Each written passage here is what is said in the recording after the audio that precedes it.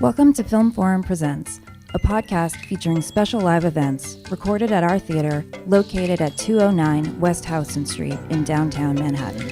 In this episode, Film Forum presents director, novelist, playwright, and screenwriter Andrew Bergman, who appeared in person on February 13, 2019, for an interview following a screening of Arthur Hiller's 1979 comedy The In-Laws, written by Mr. Bergman. It screened in 35mm as part of our 4-week Far Out in the 70s festival. Mr. Bergman was interviewed by Bruce Goldstein, Film Forum's director of Repertory programming. And now, here's Bruce to introduce the podcast. When I first saw Blazing Saddles, I started laughing from the moment the Warner Brothers logo hit the screen, the old Warner's logo, accompanied by the same musical fanfare that opened Casablanca in 1941. And it was pretty much uncontrollable, gut-busting hysterics from then on, pure Mel Brooks. But Blazing Saddles started not in Mel's mind, but in the mind of a 20-something PhD named Andrew Bergman. Tex X, his screenplay about a black sheriff in the Old West, was originally to be directed by Alan Arkin. Mel eventually got the property, and Andrew became part of his writing team, which also included Richard Pryor. And ever since then, I've wondered how the writing was divided up. I finally found out about this and a whole lot of other things when Andrew Bergman was our guest at Film Forum a few weeks ago. What took us so long? The occasion for inviting him was our recent 70s comedy series, which of course had to include one of the funniest 70s comedies of them all. For some of us, the funniest, The In-Laws, directed by Arthur Hiller, starring Alan Arkin and Peter Falk, and written by Andrew Bergman. For someone who's written some pretty manic comedies like Fletch and The Freshman, which he also directed, Andrew is a really laid-back guy, but very, very funny. Following our screening of The In-Laws, he appeared for one of our liveliest post-movie interviews ever, and he thought our audience Q&A questions were very hip. So here is my conversation with the man New York Magazine once called the unknown king of comedy. We had not met before the interview. Andrew's car got stuck in traffic, so he showed up just as the end titles hit the screen and the lights went up. Please welcome screenwriter Andrew Bergman.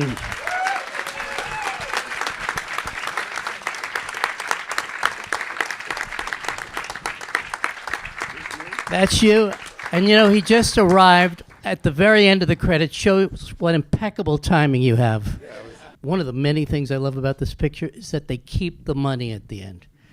They never keep... Wouldn't have been fun if they had to keep the money. I know, but no, they never keep the money in movies like Rififi, Treasure Sierra Madre. There's always a moral. I love that. That's the moral of this. That's the moral. Keep the money. Proven over and over and over again. I wish I could keep the money. When you're writing a screenplay, normally, it's true you don't normally know who you're writing for, but in this case, you were writing a script specifically for Arkin and Falk. Yeah.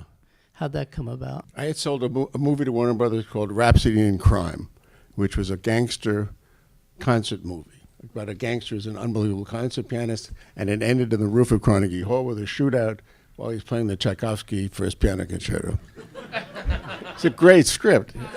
It really was a great script. That's why they never made it. And we kicked around for a couple of years, and finally said, we have good news, bad news. Good news is we're not going to make Rhapsody in Crime. The bad news is we want you to write the sequel to Freebie and the Bean. Freebie and the Bean. An Alan Arkin, Jimmy Caan movie. We left it out of this series for some reason. I don't know why. Probably a good idea. Yeah, okay. So I said, that's the good news? That isn't good news. He said, well, how about just a movie for Alan Arkin and Peter Falk? And I said, well, that's interesting. Didn't they make a movie? They seemed like such a natural pairing. And they just wanted to make a movie together. I didn't know that Peter wasn't committed at all to doing the picture when I wrote it. So Alan and I, who was the executive producer, we started figuring out how do we get these people together? What would the movie be? And to me, because they were such polar opposites, it would have to be a situation where Peter just eats into Alan for 2 hours and drives him nuts. And we thought of detectives, but they were all very plotty. Finally, it was one of those 2 o'clock in the morning. I said, they're in-laws, absolutely stuck together. And that was it. From then on, it was easy. And It came to you in the middle of the night. It was one of those things. Yeah. In-laws. In-laws. So That you can't. What are you going to do? You're stuck with a guy. And it was a joy because I'm really good on character. I'm really good on dialogue. Not so good on plot. we noticed, yes. Yeah. And to me, the plot was whatever one guy did to the other guy was the plot. So it sort of wrote itself. And I really didn't know from one day to the next, in the 3 months that I wrote the script, what was going to happen. At the end of the day, I didn't know whether Peter was really going to be a CIA agent or whether he was just nuts. And we're going to have an ending like Streetcar Named Desire where they just pick him up and put him in a wagon at the end. I really never knew from one day to the next. But you had written a very long script before production, no? It was 142 pages. It said it's too long.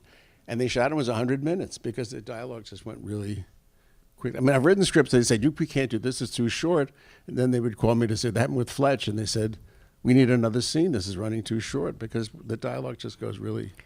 You know, we think of great screenwriters as writing great dialogue, and this has incredible dialogue, you know. Oh, God, I don't want to die on West 31st Street. But this movie has incredible physical comedy. It's like almost like a silent movie and brilliantly staged. I mean, when he jumps on the cab, it's like Harold Lloyd. I mean, is that in your script or is that developed on the... I mean, you can write Serpentine, which I did. We But should have made Serpentine how t-shirts. it ultimately plays out and how it was staged, and that Alan would go this way and then back the same way he came, which was the genius of it, that he'd get himself vulnerable again, you know. That was the beauty of it. Peter Falk didn't think it would work, Serpentine. No. Well, that's what I heard. But that's Peter. No, it was true. Oh, it's true. He didn't think it would work. No, he said, man, this is no good. We can't do this. We can't do this. And Alan said, shut up. You don't know what you're talking about. Leave it alone. I don't think anyone would have made it as funny as him. I don't know whether it's because he had Peter? one eye. I don't know. Peter No, Falk. no. Well, it was written for him because it Yeah. has to be someone who's absolutely obtuse. He has no idea, you know, doesn't see danger. You know, it's like when Alan is running around that car and he's wrapping up his check. He's settling with the guy for the coffee.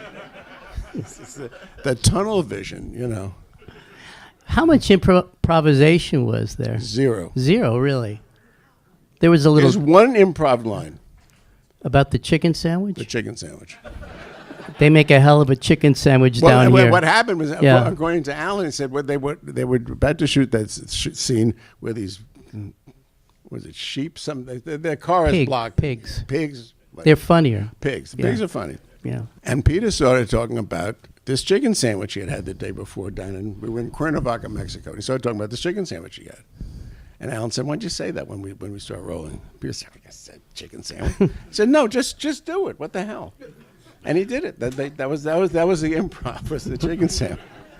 You were happy with the way Arthur Hiller directed. It was like Preston Sturges and Billy Wilder, you know, pissed at Mitchell Leisen for screwing up a script. You were happy with the result. Well, because Arthur was a guy who's a little sweetheart. If you gave him a lousy script, you get a lousy movie. He never considered himself an auteur. And he did great movies. He did Americanization of Emily. He did... he didn't make that many comedies. He did Hospital. Hospital's a well, that's a terrific great movie. comedy, yeah. I mean, But his background was a musical comedy, wasn't it? Wasn't he a dancer? No, that's No? Herb Ross. Oh, the Herb other Ross. tall Jew. Okay. It's Herb Ross. Arthur was not a tall Jew. He wasn't? No, he was a short Jew. I'm getting them mixed up. Regulation-sized short Jew. But he was Canadian. Well, that counts for something, but he's still a short Jew. A short Canadian Jew. Marlon Brando was a big fan of this movie. Well, that's how I wound up doing The Freshman. I know that. Yeah. But he saw it how many times? Who knows? Well, you said... He you claimed he saw it a number of times. 26, I've read many what he places, said? yes. Well, and he could that's recite Marlon. dialogue? Well... So that's what led to The Freshman. It did ultimately... It's a good story, Andrew. It is a good story. Okay. Well, the whole... Yeah, he could recite dialogue, yeah. Yeah. He went Serpentine. Like, No. You know. But it did lead to The Freshman, him being cast in The Freshman, do you think? Oh, totally. Absolutely. Because he called me up out of the blue one day. This is another... Yeah. An aside. I'm in my office and I get a call, said, hold on, please, for Marlon Brando. I said, okay. Who's this going to be, you know? So I spent 5 minutes trying to figure out who's pranking me with this call. And he starts talking, and I realize, I think it's him.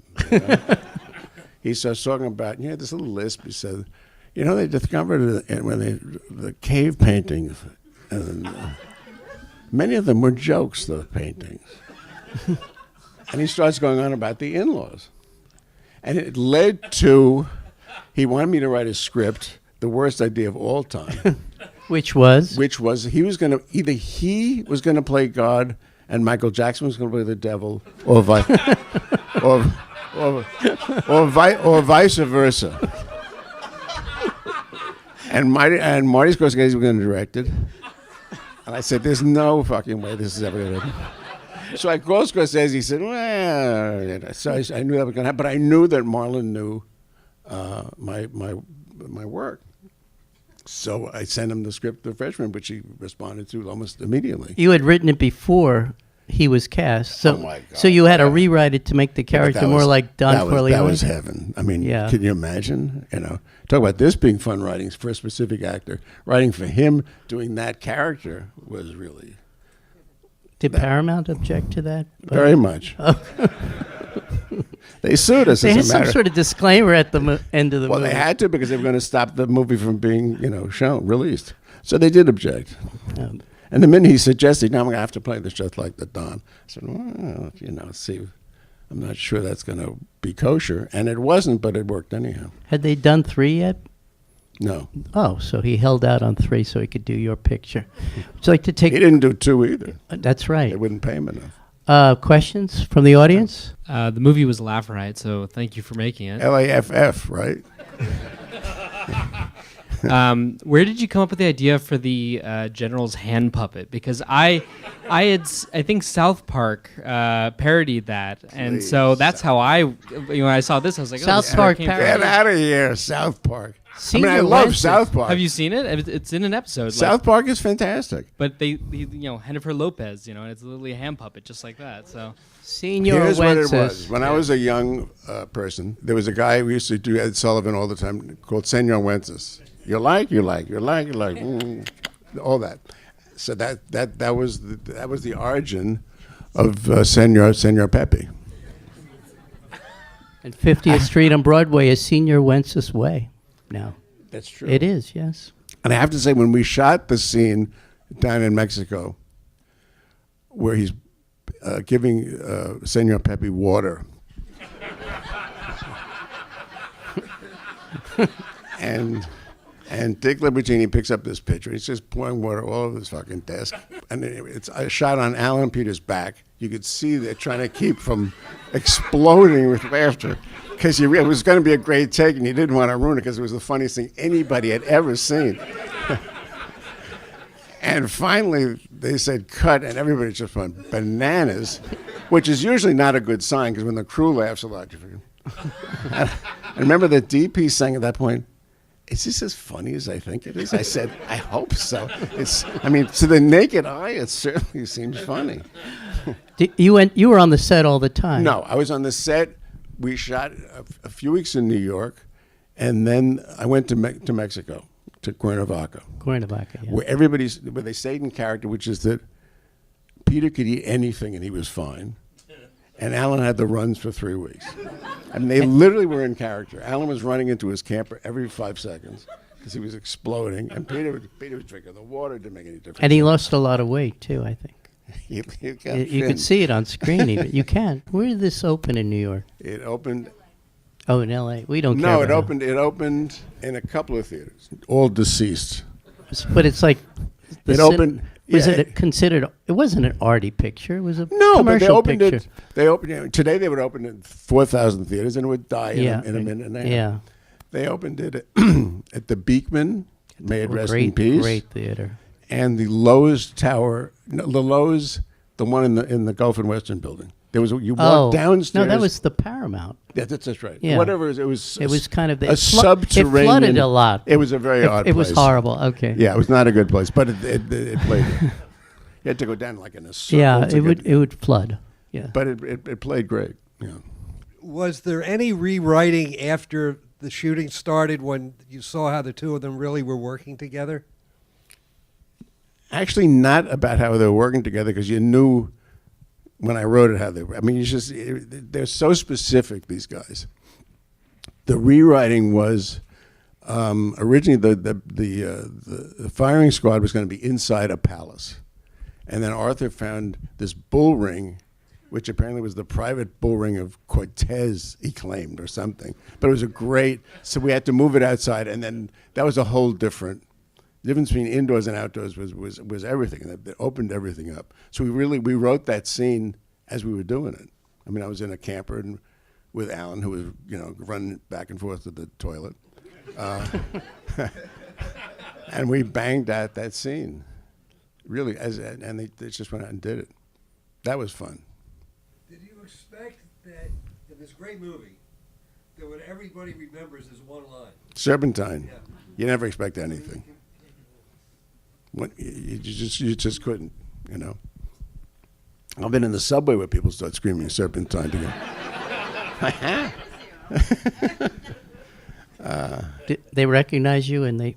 No, they didn't say Serpentine to me. They just say Serpentine. I don't get mobbed But a lot Arthur, in the you subway. Wait a minute, you're that guy. You're the writer. Arthur, though, said this is the film people love the most of his, that he'd get more comments about this than any other. I think Alan feels the same way. When it got named to this criterion, the classics. Yeah. And he called me up. He said, "This is better than Oscar." I mean, it really was, because it's Wild Strawberries and the In-Laws. It's just you're not expecting that, and it really was. Wild Strawberries, Grand Illusion. He was overwhelmed. And when they did the sequel, you wrote a sequel. I didn't write a sequel, but they did a remake, not a remake. Oh, the remake. The remake with Michael Douglas and Albert Brooks, and all the reviews said, "Can't compare." This was like the greatest reviews I ever got in my life, because this one didn't work. And Alan said the same thing. He said Peter called him that morning like they were celebrating the reviews. Did you see it? Yeah. Does it stick to your script? I didn't see it. Anybody see it? It wasn't great. I mean, I thought Albert was pretty funny. Well, Michael Douglas can't be Peter. It's not that he's no good. He's just not Peter. Peter is so. But ironically, he's paired with Alan Arkin on this new series, which is a funny series. It's a very funny series. Very funny. It's Kaminsky Project. Yeah, they're it's great. Really, They're it's great really together. good. They're really, really sweet together. Hi, I'm wondering about what you prefer, writing alone or writing with other writers, and I'm also thinking of when you worked with Mel Brooks on Blazing Saddles. There were two completely different experiences. I like writing alone, and sometimes I like writing with other people. Writing alone, it's just you, and it's your ego, and nobody can say, I don't know about that. Because you say, no, it's funny. But I know if I'm writing something alone, if I laugh, I'm pretty sure it's funny. If I don't laugh, it may not be. The Blazing Saddles experience was completely different. It was more like a show of shows, which is what Mel was trying to duplicate. Have 3 or 4 people in a room, going nuts. And that was also a wonderful experience. And it was an education. I mean, I was 26. I'd never written anything. I mean, it was based on an original story. I'd written an original script. And originally, Alan Arkin was supposed to direct the movie. It was called Tex-Ex. It was about a black sheriff in the Old West. He was going to direct it. And James Earl Jones, who was somewhat thinner then, was going to play the cowboy. And that didn't work out because Alan decided James Earl Jones isn't funny, which was true. So that fell apart, and they said, "Well, how would you feel about Mel Brooks?" And I said, "Well, listen, a 2,000-year-old man is my Bible. What the hell? I have nothing to lose." I walk into a room, and there's Mel, and eventually Richie Pryor, and me, who was a PhD in American history. And it was sort of like saying, "You want to play tennis? Here's 2 guys out here. There's Borg and Lendl, and why don't you hit with them and see what happens?" It was quite amazing. How big an influence was Mel on you as a writer? I see some producers, some Mel Brooks in this. Alan Arkin's character is a little like Leo Bloom, Well, that's Alan. I think it's not like Mel's style was an influence on me. It would have been a style even before I worked with him, because 2,000-year-old man and the Critic and those things were... The Bay of Pigs, that's 2,000-year-old man material. Yes. I did the Bay of Pigs, But I think when writing the room, because Mel wasn't really a writer, he was a spritzer, And it was true. We just were with three people yelling at this poor woman who was trying to keep up with everything. She'd like read it at the end of the day. We're trying to make head or tail of what we just wrote. But it's the fact that comedy is like poetry. I mean, you really, one word too many and a joke becomes a sentence. It's just something, the air just goes out of it. It's the precision of those lines. So you all worked together. I always wondered about this, about Blazing. Richard Pryor didn't just go off and write the Cleavon Little material. You all worked together. Yeah. Oh, that's great. We didn't do It is. nobody had like a specialty. We just were all screaming at each other. You know? And Mel thought you were going to be the quiet Jewish one, right? Yeah. Yeah, but you weren't. No. No, okay. I had a lot of moxie. You know, I had no business being there, but none of us had any business being there. If it's fair to say that Blazing Saddles couldn't be made today, Yeah. why couldn't it be made? And what does that say about, is that I'll a good ask thing? you, Is that a bad why thing? couldn't it be made today? I'm putting you on the spot. Let's start at the beginning. There've been a lot. It's just celebrated some anniversary. It's like 45 years since it got made. Yeah, 45 years since it opened. It was in February that it opened. And there were all these pieces in blogs and stuff. Why this couldn't be made today? I mean, there are any number of reasons. First of all, it was an original screenplay. It wasn't based. It wasn't a sequel to anything. It wasn't a comic book. It was just an original piece of work, and that no studio would make it today because it would be too expensive. In those days, it cost $2.5 million. Today, it would cost 80, 90. You'd have to cast, I guess, Denzel as you couldn't make it for that. Forget the language and the transgressiveness of it. So on any number of counts. And the racial humor. It couldn't get made today. I guess I'm wondering. Obama said it was the first R-rated movie he ever saw in his life. But do you think that's a good thing that it couldn't be made today? Is that? I think it is what it is. It's not a good or a bad thing. I just think it's this 19, whatever its year is. I keep thinking 19. That's how fucking old I am. It's 2000, right?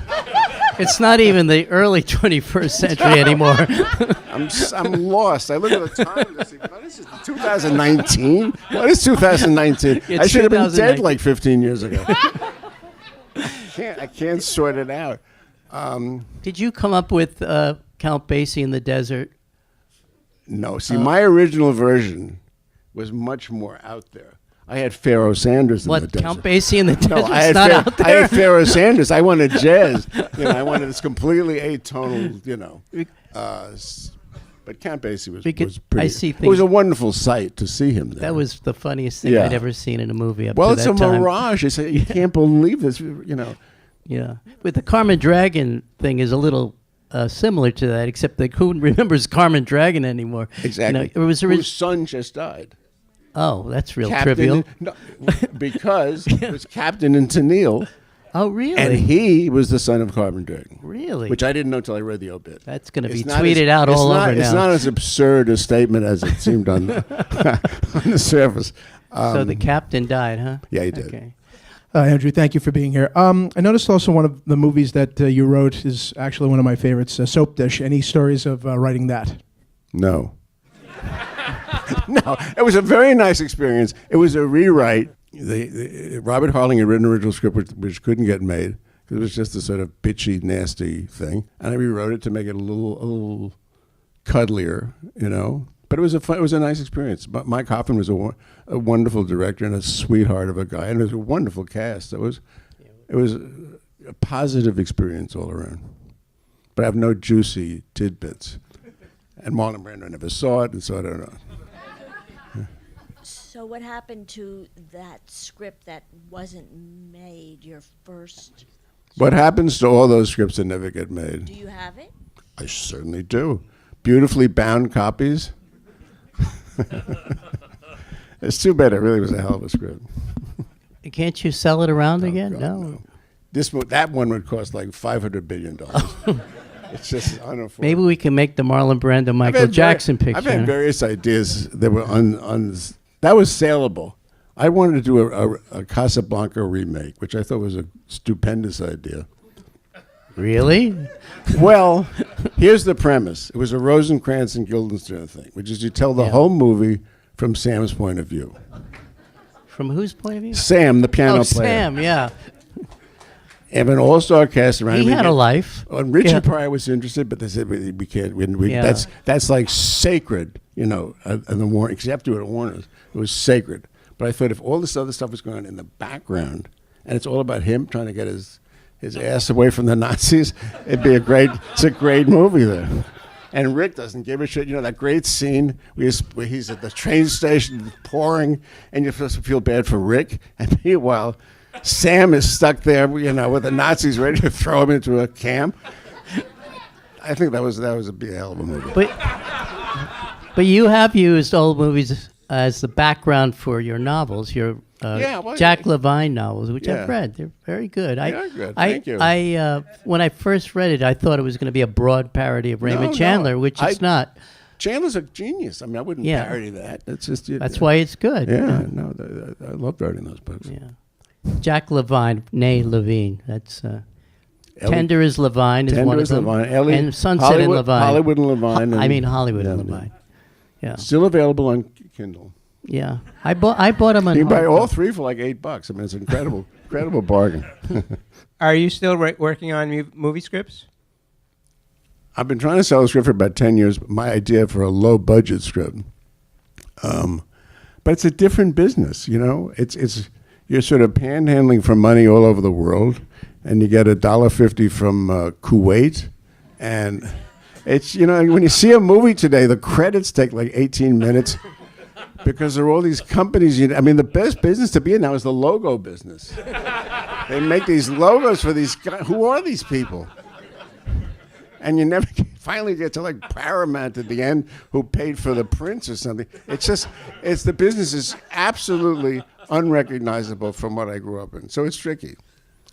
I wrote another musical. I wrote a Broadway musical called Honeymoon in Vegas, which was the happiest experience of my life. And I'm writing another one now. Has it been done? Yes. Oh, where have I been? It's going to run in London next year, but we had a lovely run here. So that's more fun. Movies are no fun at this point. I mean, if I was 18, it'd still be fun.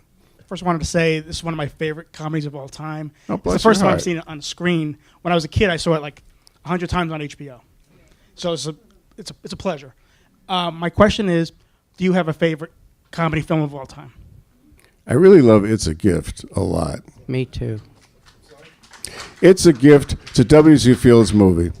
And it's interesting. When I was first talking to Brando, and you're getting somebody like him to commit, it's a courtship. I mean, it really is. It's like a blind date. So before we ever met, he called, and he said, "Well, he's testing. He's about to put himself in my untrustworthy hands for a few months." He said, "Well, what movies do you find funny? What did you like?" And I said, "Fuck it. I mean, I got to be honest." I said, "It's a Gift." And it was a silence. He said, "Is that the one where he's trying to fall asleep on the porch?" And I said, "I got him." We had communicated that shared taste. So that's a great one. Duck Soup. I'll never have a problem watching Duck Soup or Night at the Opera. I showed my 5-year-old grandson City Lights the other day, and which turned out to be one of the great experiences of my life, showing him this movie. Because first it comes on, he says, "They're not talking," and there's like titles, I said, "Just give it a minute," and after about 5 minutes, and he's already getting antsy. He's a 5-year-old boy, Someone dumps a pail of water on Charlie's head, and he's out of his mind. And from then on, the boxing scene, he was just crazed. And I felt like I'd brought him in, because I showed my kids all those movies. So that's a good one. Recently, I got to say, the funniest movie from the last 20 years was Borat, I have to say. I don't know. I'm talking sitting there screaming, which is my test. Let's talk about W.C. Fields again. I love The Man on the Flying Trapeze almost equally. That's a good one. They're kind of a pair, those two They pictures. are. Yeah. I've shown them, you should bring your 5-year-old. We do classics for kids here on Sundays and Do you? Saturdays. We show silent comedies. Oh, how Chaplin, great. Keaton, Lloyd, I have to get W.C. on your Fields. mailing list or whatever. Well, it we'll is. make sure you bring your 5-year-old. We're doing Safety Last, right, Elspeth? And Oh, that's what you said. Our Hospitality. Yeah. Just a plug for our junior series. No, it's a great idea. Okay. Doing movies for kids. W.C. Fields, by the way, hasn't aged well. I mean, he doesn't have the following he used to have. I mean, Have to you me, noticed that? He's aged well, but he has He, no. he aged poorly, actually. Well, in terms of, to me, still I finding mean- him funny. I mean, there's Yeah, some me things too.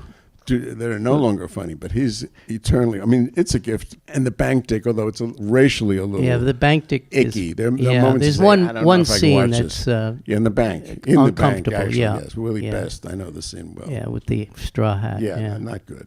Not a Very not a uncomfortable. happy moment in that movie. You wrote, first of all, you have a PhD in American history. history, Yeah. but your first book was your doctoral dissertation Right. on movies from the 30s. Right.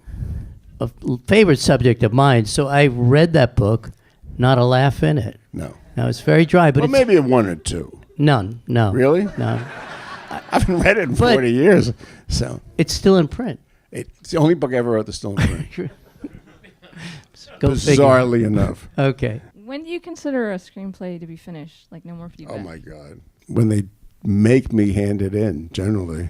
And then you rewrite them, and then you have a screening, and then it's 50% of the people say, I don't know what this scene means. And then you rewrite it again, you dub it, and you know. But basically, you get to a point where you say, I can't write anymore. No more paint in the brush. This is it. But in this picture wasn't finished till the picture was over. You kept writing. No. No? No. They had. What were you doing on the set then?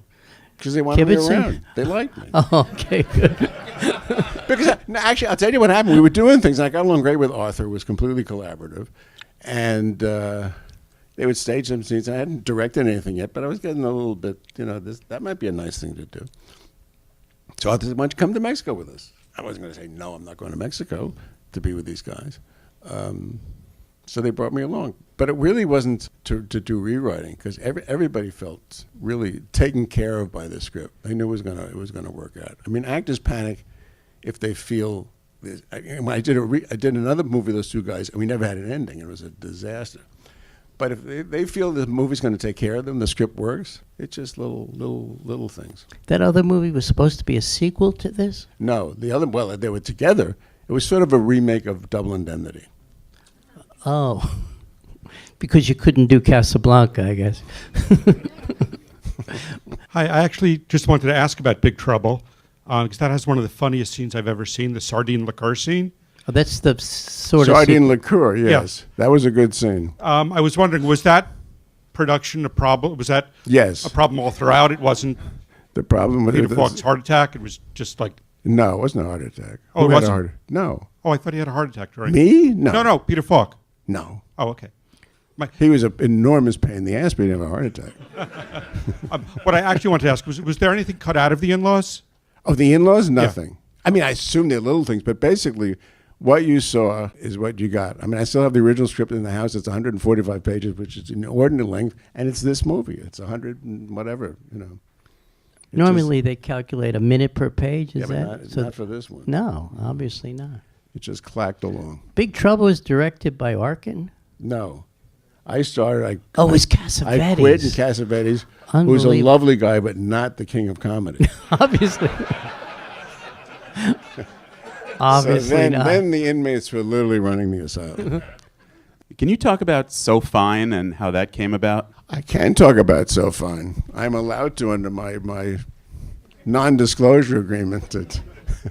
It came about because at that point I had done Blazing Saddles and The In-Laws, and Warner Brothers thought I was a mistaken impression that I was some sort of a genius. So I wrote this script about a guy, an English professor, gets caught up in the garment center business, which was my metaphor for myself, an academic who wound up in the movie business. And my producing partner at that point had been in the dress business. So it was that.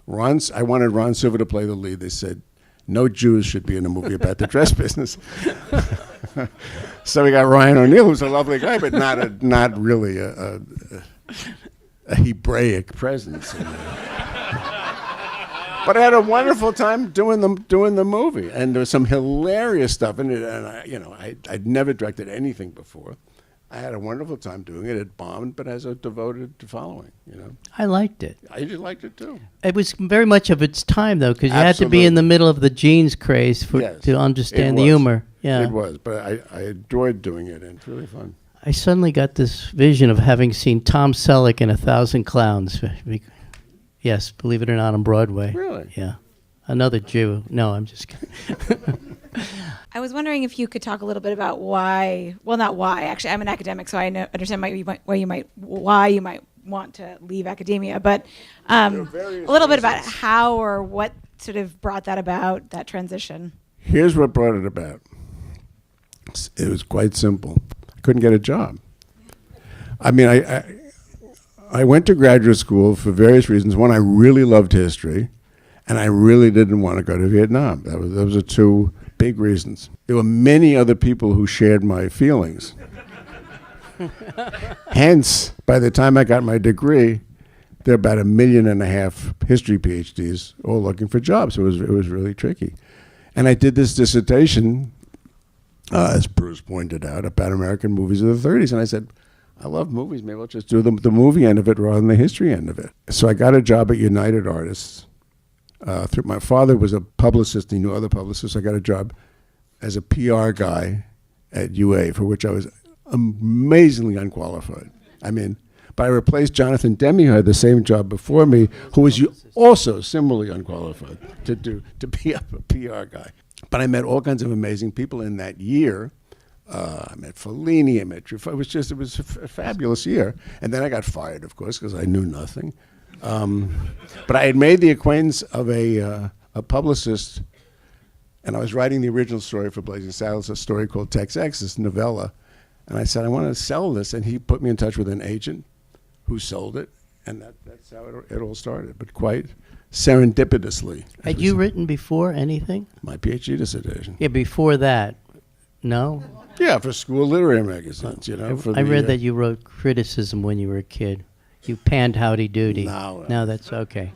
That's from the New York Magazine. Yeah, you can't. Yeah, I know. Shit. I was a publicist, too.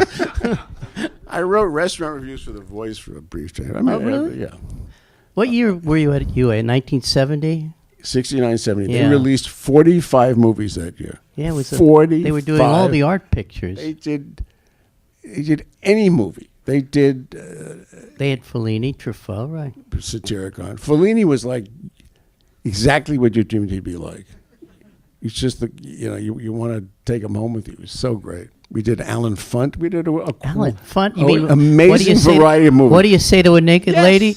Only you would know such an. He must have been the biggest ever. I would say up in the top 5. Yeah. He was the one that objected to an Al Hirschfeld caricature. I'll tell you that later. That's a little arcane for this. He would fire like an assistant every 3 days. Yeah. I hated that show. You called this coffee? He was one of those guys. Get out! He really was. Okay, we have time for one more. Yeah, one more question. One more brilliant question.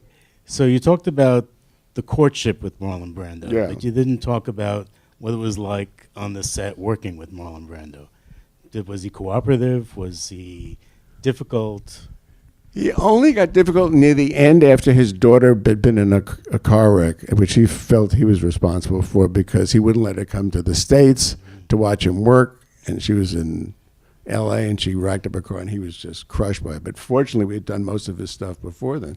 Before then, he was shockingly good. And the secret of Marlon, which I discovered when I visited him in Tahiti, of all places, this is how this all started, was that he loved Jewish stand-up. He loved Henny Youngman. Of all the things you would never in a million years expect, he loved Jackie Mason. He loved all that shit. So to keep him in a comic aspect, as we would say, I would tell him these hideous old borscht jokes, which I said. The one he loved was the two guys crossing Collins Avenue, Abe and Saul gets hit by a car, and Abe runs out and says, Saul, are you comfortable? And Abe says, I make a living.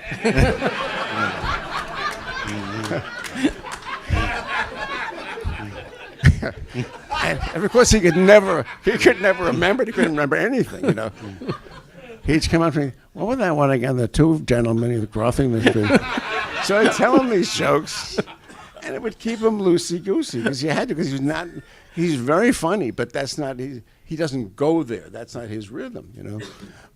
He was already very overweight at the time. He actually lost 50 pounds before we started shooting. When I first saw him in Tahiti, he was gigantic. I said, "Oh my God, he's really a big fella." But he made a determined effort, and he you know, he got to a fighting 245 or something before we started shooting. But he looked good, you know. I think it's his last great part. Actually. He was fabulous. I mean, he would do things, and you just couldn't you couldn't say cut. You just didn't want to stop. It was just amazing. Do you have outtakes?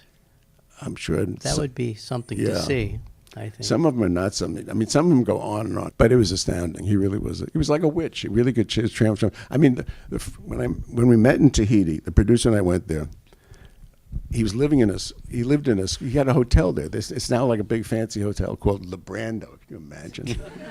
But then it was like a simple place with no electricity. Got shut off at 10 o'clock. It was his ex-wife was the maid, Tarita. It was just a bizarre. Yes, it was a bizarre scene. And his kids were all there working. It was quite fabulous. He'd go snorkeling. There's 8 million stories. It's like an evening in itself. One day he starts, and he's this big, and he's wearing a muumuu. And he starts talking about Godfather. He talks about the great speech that Robert Town wrote for him. I thought, Senator Corleone, Governor Corleone. It just wasn't. He started doing it.